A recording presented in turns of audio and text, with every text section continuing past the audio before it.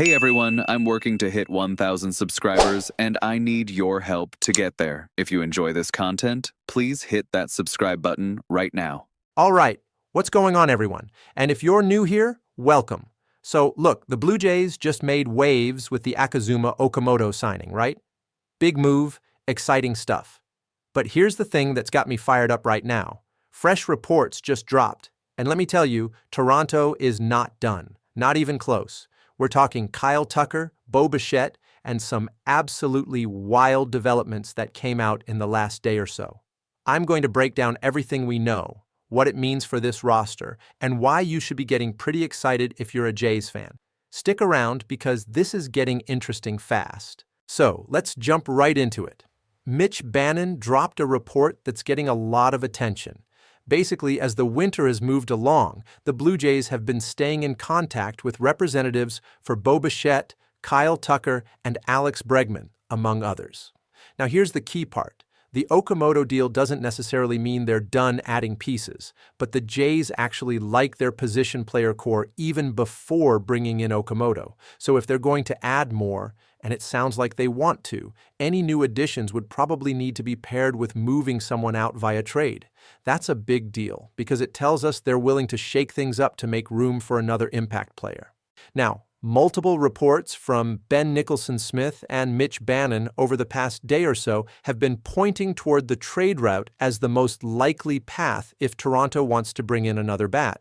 And honestly, that makes sense when you look at the roster construction right now.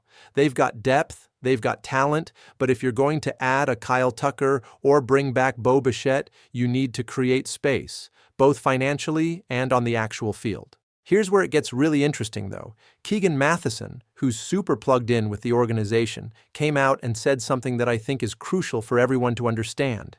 He said he doesn't view the Okamoto deal as taking the Blue Jays out of anything, Tucker and Bichette included. That's huge. Think about what that means. He went on to say, you can't be out of a market you don't even know the cost of yet. They're waiting on the right prices like everyone else, and they're moving like big dogs and should continue to. I love that phrasing because it speaks to the mindset. Toronto is not playing small ball here. They're going for it. Now, a lot of people saw the Okamoto signing and immediately thought, okay, that's it. They're done. They're pivoting to pitching or the bullpen or whatever. But that's not what's happening. If that were the case, we would have gotten reports from Ben Nicholson-Smith or Shadavity or someone at Sportsnet putting water on the fire, saying they're done with the bat, now they're focusing elsewhere. We haven't seen that. In fact, it's been the opposite. The reporting has been consistent that Tucker and Bichette are still very much in play. Mitch Bannon also noted that signing Okamoto, who's expected to log significant time at third base, makes an Alex Bregman signing less likely. Prior to their agreement with Okamoto, there was mutual interest between the Jays and Bregman. But now, it looks like the Jays could still fit Kyle Tucker or Bichette into the lineup.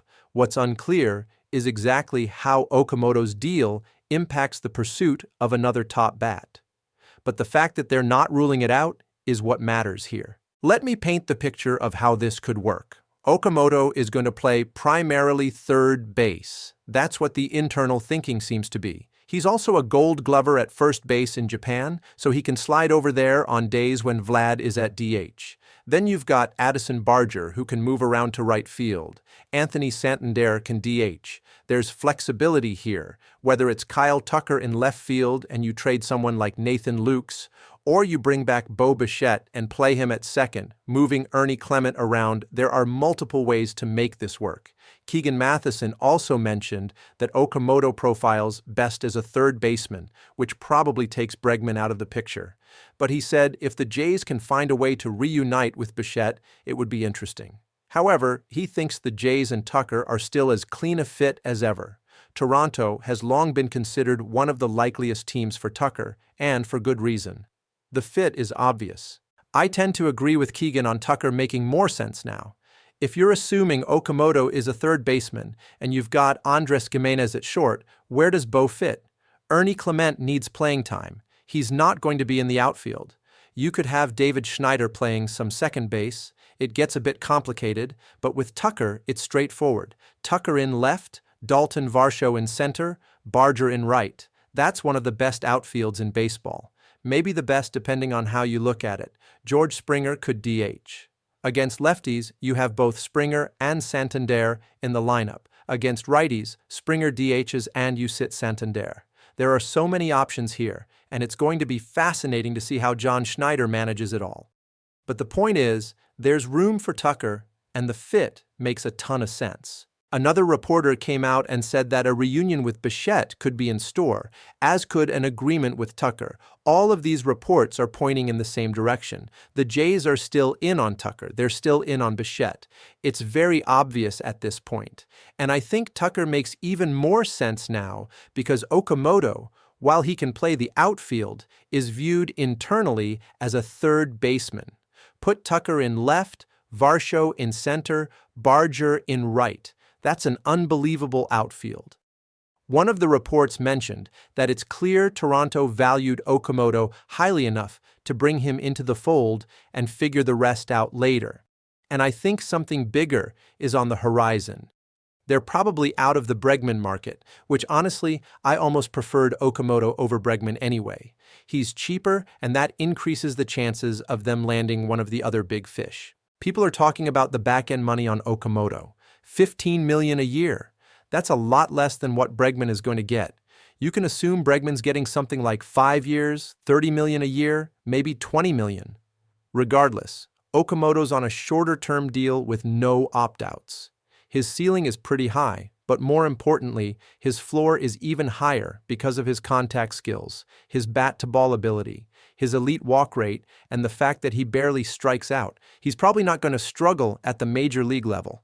I saw a tweet from someone saying their favorite part of the Okamoto signing is that it probably won't be expensive, and with his versatility, they can still sign Tucker or Bichette. Give me Tucker. Make it an A++++ offseason and go for the World Series. I mean, as fans, I think we're owed that after the support we gave them last year. And honestly, I think they're going to do it. The fact that we're not seeing any reports shutting down the Tucker or Bichette pursuit tells you everything you need to know.